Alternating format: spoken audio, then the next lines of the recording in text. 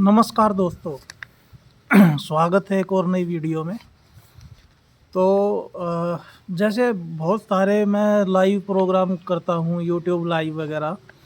तो उसमें आप लोगों का एक जनरल क्वेश्चन रहता है कि आप पिछले 5 साल से पिछले 8 साल से गवर्नमेंट जॉब में हैं और काफ़ी बढ़िया गवर्नमेंट जॉब थी आपकी।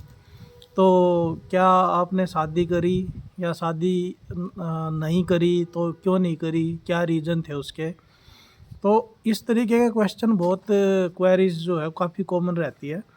और मतलब कई बार बताने के बाद भी चीज़ें क्लैरिटी के साथ सामने नहीं आ रही थी। तो इस वीडियो में मुझे लगा कि एक बार इस टॉपिक पे पूरी खुल के वीडियो बनानी चाहिए और शुरू से लास्ट तक मुझे समझाना चाहिए। मेरे पास टॉपिक की बहुत लंबी लिस्ट है, पूरी लिस्ट रहती है टॉपिक की कि किन किन टॉपिक पे लोग वीडियो चाह रहे हैं। तो मैं देखता हूँ कि कौन सा टॉपिक जो ज़्यादा इम्पोर्टेंट है, तो पहले मैं कोशिश करता हूँ फिर उस पे वीडियो बना दूँ पहले। तो जैसे ये वाला टॉपिक मुझे लगा कि गवर्नमेंट जॉब होने के बाद भी शादी करना जो है वो मुझे एक मूर्खता का सौदा लगता है। ऐसा क्यों है? इससे पहले एक वीडियो मैंने बनाई थी कि अगर आपके पास बहुत पैसा है, अगर आप बहुत रिच हैं, तो भी आपको शादी क्यों नहीं करनी चाहिए, तो भी शादी से क्यों बचना चाहिए। वो भी बहुत ज़्यादा लोगों ने देखा उस वीडियो को और आप लोगों ने काफ़ी पसंद की। तो आज हम इस टॉपिक पे बात करेंगे कि अगर किसी की गवर्नमेंट जॉब लगती है तो वो फटाक से शादी के कार्ड छप जाते हैं और तुरंत वो शादी ब्याह कर लेता है और फिर उसके बाद बच्चे पैदा करने शुरू, खटाखट खटाखट। तो ये चीज़ ऐसा क्यों होती है? तो देखो, एक तो जो समाज में सोचने का तरीका है ना, वो बहुत ही लिमिटेड हो गया है। सबसे पहली बात तो आपको ये समझनी पड़ेगी। जैसे एक ट्रेंड सा बना दिया है कि मान लो जैसे कोई हमारी लाइफ की अगर बुक है तो वो पहले से ही लिख के रख दी है सोसाइटी ने। अगर आप उस रास्ते पे चलोगे बने बनाए पे, तो ठीक है, सोसाइटी भी खुश रहेगी, परिवार भी खुश रहेगा, समाज भी खुश रहेगा। लेकिन अगर उस बने बनाए रास्ते से तुम थोड़ा सा भी इधर उधर हो गए, अगर तुमने खुद का दिमाग लगा दिया थोड़ा सा भी, तो फिर वो जो लोग हैं वो उनके दिमाग में खतरे की घंटी बज जाती है और वो फिर उस इंसान को पसंद नहीं करते। तो जितने भी ये थिंकर हुए हैं, ओशो हो गए या फिर अरस्तु, प्लेटो, सोक्रेटिस, या अभी के ज़माने में जो लोग रैशनैलिटी को आगे बढ़ा रहे हैं, आचार्य प्रशांत और ये सब लोग, तो ये समाज की नज़रों में हमेशा खटकते हैं।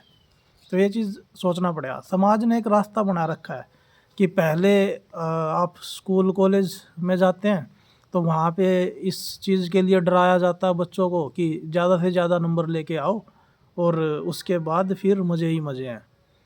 ज़्यादा से ज़्यादा नंबर लेके आओ। वो रटते रहते हैं, स्कूल जाने का मन नहीं करता उनका, फिर भी ज़बरदस्ती जाना पड़ता है और मार्क्स के पीछे भाग भाग के जो सीखने का जो जॉय होना चाहिए ना, जो मज़ा आना चाहिए, वो ख़त्म कर देते हैं और फिर उसका इंटरेस्ट ही ख़त्म हो जाता है पढ़ाई में। तो एक तो वो स्कूल कॉलेज हो गया, कॉलेज में अच्छे मार्क्स आ गए, उसके बाद फिर एक बढ़िया नौकरी से क्या मतलब उनका। मैक्सिमम भीड़ जो है वो जाएगी सरकारी नौकरी की तरफ। लोग तैयारी करने जाएंगे, लाखों लाख में बिल्कुल भर देंगे जा के एरिया। दिल्ली में वो है, उधर कौन सी तो जगह है, मुखर्जी नगर, वहाँ 10-10 साल से बच्चे पड़े रहते हैं। अपने घर से आ जाते हैं बोरी बिस्तरा बांध के और वहाँ पे पड़े रहते हैं, कोचिंग करेंगे, खुद से तैयारी कर रहे हैं। लाइब्रेरी के नाम पे वो छोटे छोटे एक हॉल होता है, उसमें तो छोटे छोटे कैबिन बनाए रहते हैं। मतलब जो स्टडी रूम है उसको ये लाइब्रेरी बोल रहे हैं। अगर कोई फॉरेन से कोई बंदा आ जाए ना, दूसरे देश से, और वो बोले कि इस चीज़ को तुम लाइब्रेरी बोलते हो, ये तो स्टडी रूम है। तो वहाँ पे फिर वो उसकी सरकारी नौकरी की तैयारी करेंगे। क्यों सरकारी नौकरी की तैयारी करेंगे?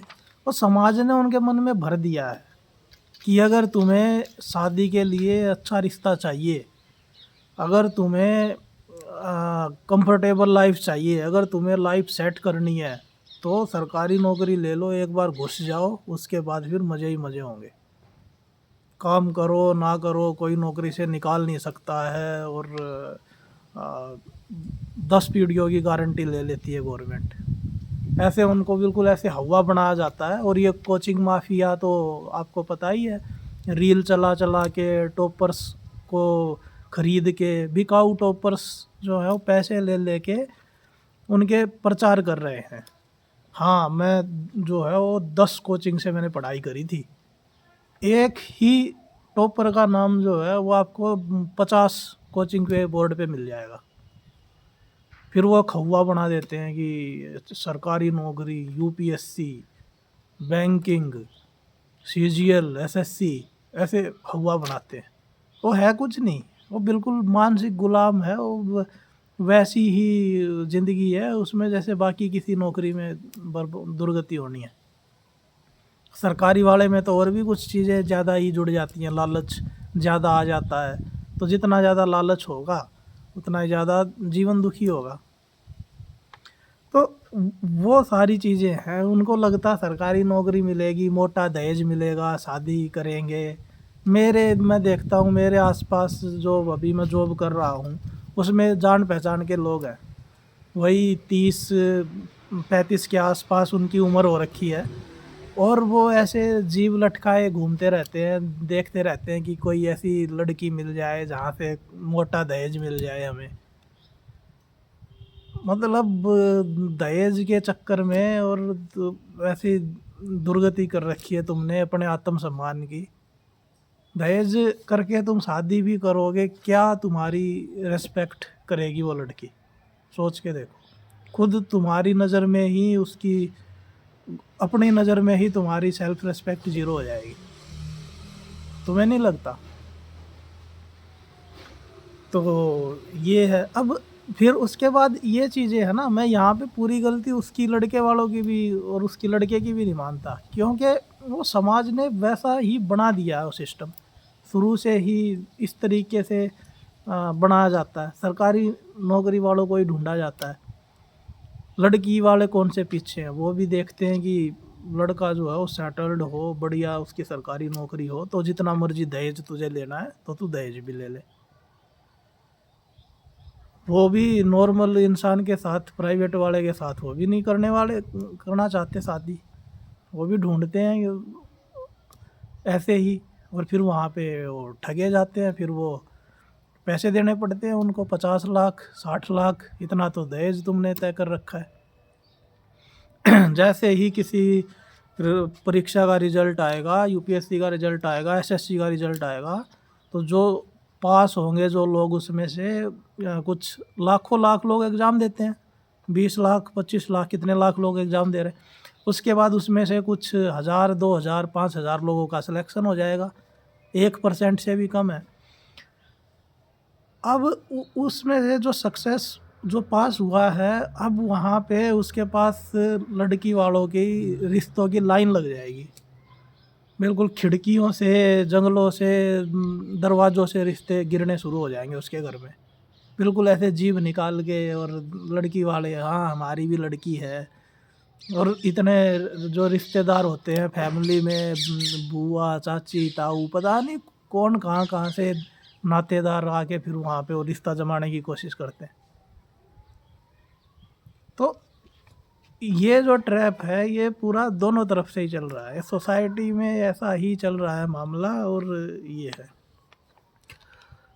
फिर जो है वो लड़के को ऐसा लगता है कि मैं तो पिछले 4-5 साल से घिस घिस के पढ़ाई करी मैंने, और अब सुंदर लड़की मिल रही है, अच्छा खासा दहेज भी मिल रहा है, तो क्यों ना मुझे कैश इन करना चाहिए।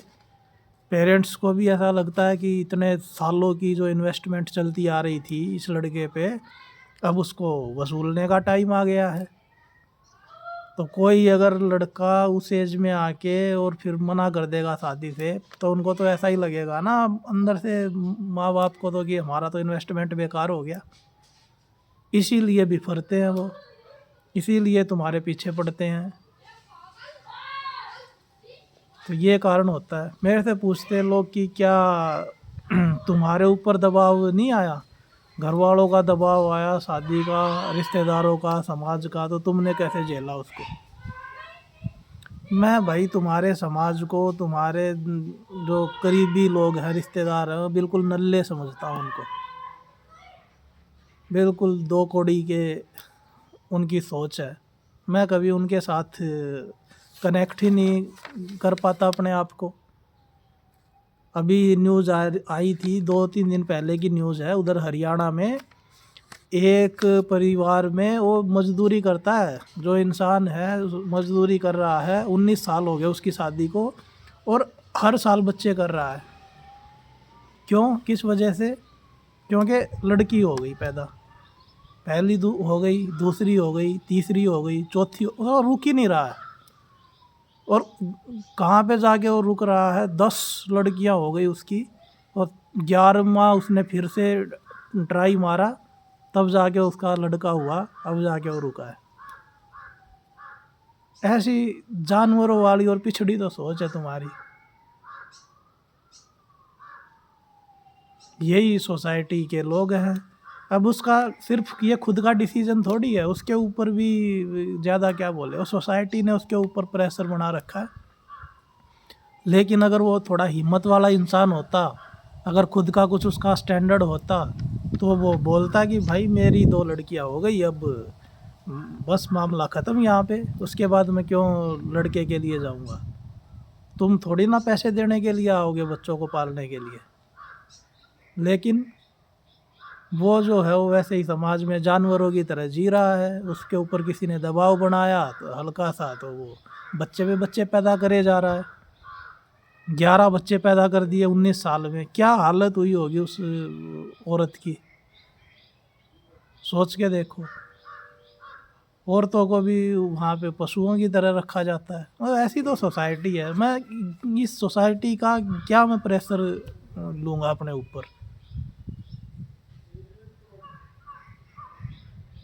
तो ये चीज़ सबको झेलनी पड़ती है। मुझे भी 2018 में मेरी नौकरी लगी थी, और बढ़िया नौकरी लगी थी। मतलब एसएससी वाले, बैंक वाले, जो ये ग्रुप बी ग्रुप सी की तैयारी करते हैं, उसमें जो सबकी चॉइस होती है, फर्स्ट चॉइस होती है, वो इनकम टैक्स में इंस्पेक्टर की मेरी नौकरी लगी।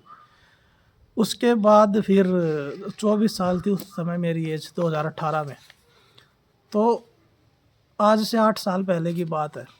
तब फिर जो है वो घर वाले भी रिश्ते शुरू हो गए आने। फलानी लड़की है, वहाँ की लड़की है, जॉब वाली चाहिए तो वो है, बिना जॉब वाली चाहिए तो यहाँ से ले जा, तेरे काम भी करेगी, खाना वाना बनाएगी, मन लगा रहेगा, एंटरटेनमेंट का साधन हो जाएगा। तो तुम्हें मतलब क्या, एक नौकरानी चाहिए, एंटरटेनमेंट का साधन बना रखा है तुमने उसको। भाई वो एक जीता जागता दूसरा इंसान है, उसको तुम लेके आ जाओगे तो सिर्फ उसका जीवन नहीं है, उसका जीवन तो तुम हेल कर ही दोगे, खुद का जीवन भी हेल हो जाएगा। तुम इस चीज़ को समझते क्यों नहीं? किसी दूसरे इंसान को अगर गुलाम बनाने जाते हो, तो पहली गुलामी की एक जंजीर तुम्हारे ऊपर भी आके गिर जाती है। ये मुझे बचपन से ही, बचपन से नहीं, हाँ, मतलब जब से थोड़ा सा सोचने समझने लगा, तो मुझे पता चल गया था कि शादी मतलब जो अभी की डेफिनेशन चल रही है शादी की, और जो बिल्कुल ये ख़राब कॉन्सेप्ट हो चुका है, लागू हो ही नहीं सकता, इतना बेकार कॉन्सेप्ट है, उसकी अब रेलेवेंस रही नहीं है, प्रासंगिकता उसकी ख़त्म हो चुकी है। शादी में मतलब 2 लोगों के पैर तुमने बांध दिए, और फिर उनको बोल रहे हो कि अब साथ में दौड़ के दिखाओ। कैसे दौड़ेंगे, वो तो गिर पड़ेंगे। शादी मतलब खुद की जो स्वतंत्रता है उसको ख़त्म कर देना, खुद की स्वतंत्रता को नीलाम कर देना, अपने ही हाथों से अपने पैरों पे कुल्हाड़ी मार लेना। ये चीज़ मेरे भेजे में बैठ गई थी दिमाग में। तो उसके बाद 2018 में 24 साल थी उस समय तो मेरी एज, तो मैं धीरे धीरे उस चीज़ को टालता रहा किसी तरीके से, घर वालों को वो करके। क्योंकि अगर एकदम से तुमने उनको बोल दिया कि नहीं मुझे नहीं करनी है शादी, तो उनको हार्ट अटैक आ जाता है, बताओ। लेकिन अब दूसरे का ध्यान रख के तुम अगर उसकी वजह से इमोशनल ब्लैकमेलिंग की वजह से तुम अगर अपने जीवन को तुम बांध लोगे पूरी ज़िंदगी के लिए, अपना जीवन अगर ख़राब कर लोगे, तो ये कहाँ की समझदारी। तो मैंने देखा कि भाई वो नाराज़ होते हों, वो चाहे उनको दुख होता हो, जो होता हो, मुझे नहीं मतलब है, मुझे अपनी ज़िंदगी से मतलब है।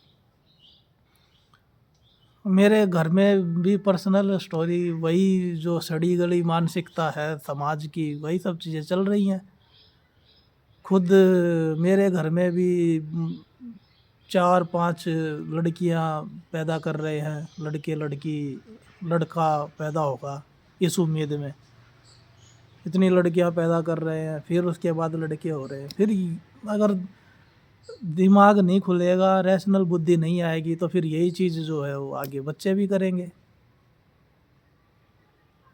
इसी वजह से जो है जनसंख्या विस्फोट हो रखा है। जहाँ देखो भरे पड़े हैं बिल्कुल, सब चीज़ें भर दी है, रेल, बस, हवाई जहाज़, सब जगह पे भर दिया, तो कहीं भी पैर रखने की भी जगह नहीं बची है। बिल्कुल खा गए हैं हम पूरी धरती को। तो ये चीज़ मुझे समझ आ गई कि जनसंख्या विस्फोट हो रखा है। जब शादी करोगे तो इंसान की जो मानसिकता है ना, जो उसका नेचर है, by nature man is not monogamous. Man मतलब वुमेन दोनों इंक्लूड करके होमो सैपियंस की बात कर रहा हूँ। होमो सैपियंस क्या, पूरी जितनी स्पीसीज़ हैं, मैक्सिमम स्पीसीज़ जो है, सारी स्पीसीज़ वो मोनोगेमस होती ही नहीं है बाय नेचर। शादीशुदा मैं देखता हूँ आसपास वाले सबसे ज़्यादा एक्स्ट्रा मैरिटल अफेयर शादीशुदा वालों के निकल के सामने आते हैं, जो अपने आप को बहुत ज़्यादा अच्छा दिखाने की कोशिश करते हैं। संस्कृति, धर्म, धार्मिक जो अच्छा दिखाने की कोशिश करते हैं ना, उनके पीछे काले कारनामों का अगर पता चल जाए तुम्हें, तो तुम माथा पकड़ लोगे। और क्या तुम्हें पता नहीं है, इतने सारे डेली की डेली न्यूज़ आ रहे हैं, क्राइम आ रहे हैं, जो सामने दिखाते हैं बाबा कथा वाचन कर रहे हैं, ब्रह्मचर्य पे उपदेश दे रहे हैं, धर्म का गुणगान कर रहे हैं। ज़्यादातर तो जो है वो रेप के केस में कन्विक्ट होके उनको सज़ा मिल रखी है। ऐसे ही तुम्हारे समाज में है, वहाँ पे भी कितने ज़्यादा जो ये डोमेस्टिक वायलेंस होते हैं, हत्या के, बलात्कार के जो केस होते हैं, मैक्सिमम जो है वो अपने घर में ही होते हैं। जो करने वाला है वो उनका कोई ना कोई संबंधी ही होता है। तो ऐसी सड़ी मानसिकता है, उसमें क्या शादी करोगे तुम। इसी में फिर ये पॉइंट आता कि शादी करना इंडिया में बहुत आसान है। वहाँ पे तो कोई भी राह चलता तुम्हें रिश्ता बता देगा। अखबारों में आ रहे हैं रिश्ते, फ़ोन में इतनी ऐप्स आ गई हैं रिश्तों के लिए। तो शादी करना तो ऐसे चुटकी का काम है, बस हो गई शादी। लेकिन अगर उसमें गड़बड़ हो गई, खटपट हो गई, और जो होनी की होनी ही होनी है, उसके बाद फिर तुम अलग होके दिखा दो। तुमने अगर बोल दिया कि मेरी उससे खटपट चल रही है, हम दोनों की सही से नहीं बन रही, तो लोग मज़े लेने आ जाएंगे, लोग मजाक उड़ाएंगे तुम्हारा। उसमें फिर कानून भी आ जाएगा बीच में। तलाक का केस फाइल करो, 6 महीने तक तुम अलग नहीं हो सकते। वकील को पैसे दो, जज को पैसे दो। अभी वो अतुल सुभाष का केस तुमने नहीं देखा, उसने बेचारे ने वो परेशान होके जीवन लीला समाप्त करी अपनी। कानून आ जाएगा, बीच में धर्म आ जाएगा। नहीं, 7 जन्मों का नाता है, कैसे तुम अलग हो सकते हो। उसके बाद फिर तुम्हारा समाज आ जाएगा बीच में, टैबू टॉपिक है ये तो विडो वो है, तलाकशुदा है, कुछ ना कुछ गड़बड़ हुई होगी। हम बड़े मज़े लेते हैं, फिर रिश्तेदार मज़े लेते हैं, तुम्हारे पेरेंट्स मज़े लेते हैं, माँ बाप मज़े लेते हैं, घर वाले मज़े लेते हैं। तो ये एक ट्रैप है, तुम्हें इस ट्रैप में फंसाने की कोशिश करी जाती है, और लोग इसमें आसानी से फंस भी जाते हैं। तो इसमें फिर पूछते हैं लोग कि अपने जो ऊपर से प्रेशर आ रहा है, घर वालों का प्रेशर आ रहा है, उनका प्रेशर आ रहा है, उससे कैसे झेलें। तो मेन जो प्रेशर होता है ना, वो तुम अपना खुद से ही करते हो। कोई तुम्हें सर पे बंदूक लगा के वहाँ पे मंडप में नहीं बिठाता, तो तुम्हारा खुद का ही डिसीजन होता है। शादी का नाम सुन के खुद ही तुम्हारी बातें खिल जाती हैं। ऐसे शर्माते हो तुम शादी के नाम से, तो और फिर बाद में तुम भागे भागे आओगे, फिर मेरी वीडियो के नीचे कमेंट करोगे कि काश हमें 5 साल पहले आपकी वीडियो मिल जाती। और जो अब वीडियो मिल रही है, इसको देख के भी लोग नहीं सुनेंगे, नहीं समझेंगे, फिर भी लोग कर रहे हैं। करो मरो, हमें क्या मतलब। तो सबसे इसे बचने का तरीका ये है, फाइनेंशियली इंडिपेंडेंट हो जाओ। सरकारी नौकरी तुम्हारी है तो ऑलरेडी तुम फाइनेंशियली इंडिपेंडेंट हो। सरकारी नौकरी का फ़ायदा ये होता है कि घर से तुम्हें कई हज़ार किलोमीटर दूर भेज देते हैं, नहीं भेजते हैं तो तुम खुद वहाँ का ट्रांसफ़र लेके निकल जाओ। तो ऐसे टॉक्सिक समाज से निकलो ना तुम रहने वाले हरियाणा के हो, ले लो तुम अपना ट्रांसफ़र कहीं पे, गुजरात, महाराष्ट्र, मध्य प्रदेश। इतनी दूर जो है वो घर वाले आ ही नहीं पाएंगे। आएंगे तो वो 15 दिन, 1 महीने से ज़्यादा वहाँ रह नहीं पाएंगे, उनका मन नहीं लगेगा। वैसे कीड़े मकोड़ों का थोड़ी ना मन लगता है इतनी दूर। तो ऐसे टॉक्सिक समाज से निकलने का तो ये तो बेस्ट तरीका है, उनसे दूर रहो। अपनी मेंटल पीस जो है वो सबसे इम्पोर्टेंट, सबसे ज़्यादा प्रायोरिटी आपको देनी चाहिए अपनी मेंटल पीस को। उसके बाकी सारी चीज़ें सेकेंडरी हैं, मेंटल पीस प्राइमरी है। तो घर वालों का प्रेशर व्रेशर ये सब सेकेंडरी चीज़ें हैं। प्राइमरी तो जो मोटिव होता है खुद का होता है, प्राइमरी डिसीजन आपका ही है। आप ही आगे बढ़ते हो कि हाँ हो गई मेरी सरकारी नौकरी, लाओ अब।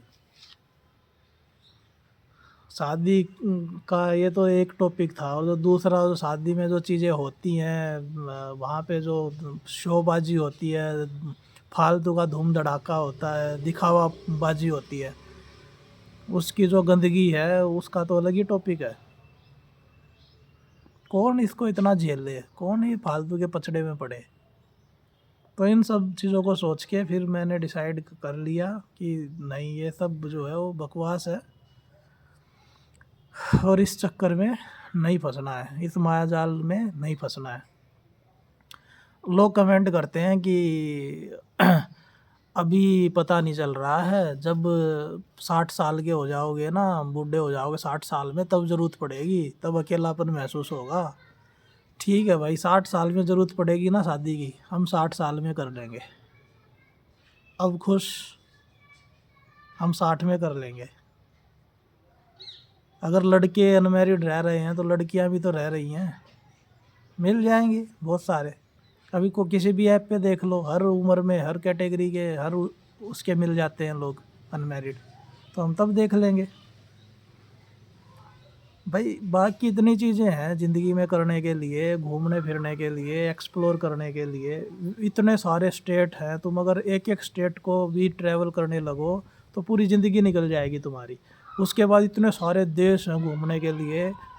लेकिन तुम्हें क्या करना है, शादी करके कुएं का मेंढक बन के एक अपने मोहल्ले में पड़े रहना है, अपनी सिटी में, कोई एक्सपीरियंस नहीं लेना। बच्चों के लिए फिर काम करते रहो, गुलामी वाली ज़िंदगी तुम्हें जीनी है, जियो फिर। मैं नहीं समझा सकता, मैं तो बोल देता हूँ। कोई मेरे पास काउंसलिंग के लिए आता है, सुझाव के लिए, मैं कंफ्यूज हूँ, शादी करूँ ना करूँ। भाई तुम्हारी कन्फ्यूज़न ही तुम्हें बता रही है कि तुम उसके लिए लालायित हो, और उसको अगर नहीं करोगे तो जीवन भर तुम्हारे दिमाग में फोमो रहेगा। ऐसा लगेगा कि पता नहीं बहुत कुछ मैंने छोड़ दिया, बहुत कुछ खो दिया। तो ये तुम कर लो, ज़िंदगी भर कल्पने से भटकने से अच्छा है तुम कर लो। तो अगर कुछ क्लैरिटी मिली हो आप लोगों को, आई होप। जो जिसको समझना होता है ना, वो बिल्कुल एक इशारा काफ़ी होता है उसके लिए, वो फटाक से मैसेज समझता है वीडियो का और अपने ज़िंदगी को चेंज कर लेता है। तो आई होप आप लोगों को जो मैं समझाना चाह रहा था वो मैसेज पहुंच गया होगा। बाकी अगर आपका कुछ क्वेश्चन है, कुछ डाउट है, कुछ पूछना चाहते हैं तो कमेंट सेक्शन में लिखें, और नए टॉपिक्स भी सजेस्ट कर सकते हैं आप कमेंट में। कहाँ से देख रहे हैं ये वीडियो, ये भी बता सकते हैं कमेंट सेक्शन में। बाकी हमारा टेलीग्राम ग्रुप है, वो भी ज्वाइन कर सकते हैं। और मेरे से पर्सनली अगर बात करनी है, किसी को काउंसलिंग लेनी है, तो वो टेलीग्राम पे या इंस्टाग्राम के थ्रू मुझे कनेक्ट कर लें। एकदम फ्री है अभी काउंसलिंग, और कुछ टाइम तक और फ्री रहेगी। बाकी मिलेंगे अगले टॉपिक में किसी नए वीडियो में, नए टॉपिक के साथ। तब तक के लिए वीडियो देखते रहिए, बहुत सारे अलग अलग टॉपिक पे मिल जाएगी वीडियो। इतना प्यार दे रहे हैं, इतने सपोर्ट दे रहे हैं, उसके लिए बहुत बहुत धन्यवाद। नमस्कार।